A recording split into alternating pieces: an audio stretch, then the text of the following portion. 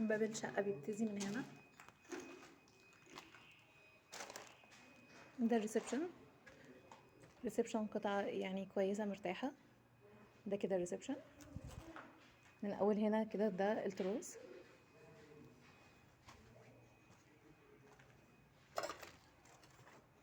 تراس بمساحة كبيرة جدا كويس. ده الفيو بيطل على جزء من الجاردن وعندي باركنج هنا كمان.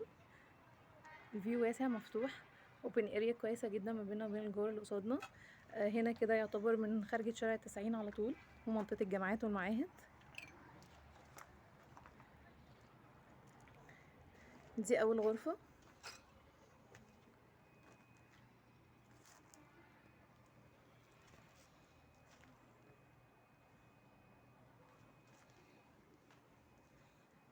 ده كده الريسبشن. باب الشقة ده من هنا تاني.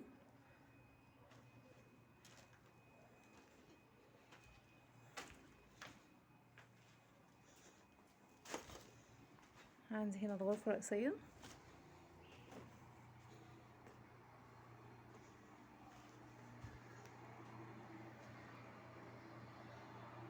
وفيها الماستر بتاعها.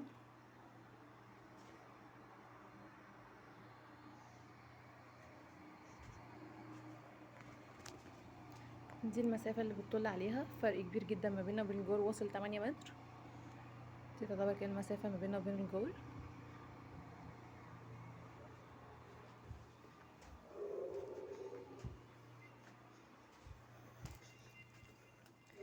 دي الغرفة التانية.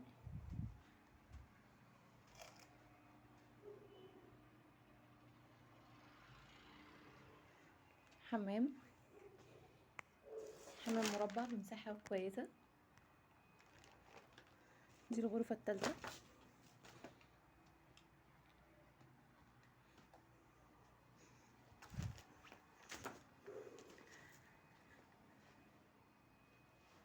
يعتبر هنا كده الجزء ده بيشمل غرفة بالماستر، ودي الغرفة التانية، وده الجزء بتاع الحمام، وده المطبخ.